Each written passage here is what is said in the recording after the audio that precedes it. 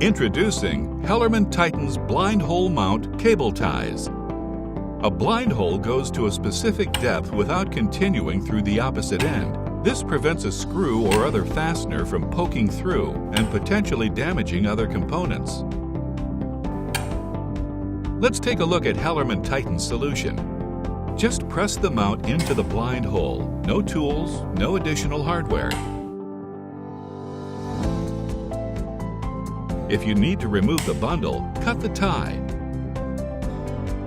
You can remove the mount using a hex driver if needed. Or just leave the mount and secure the bundle with a new cable tie.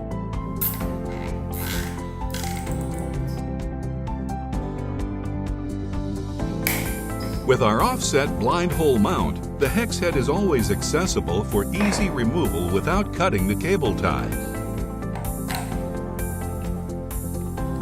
Both mounts can be used in threaded or non-threaded blind holes. An all-plastic model is designed for use with threaded holes only. It can also be removed if needed. To learn more about our blind hole mount cable ties, contact your HellermanTyton sales representative or visit HellermanTyton.com.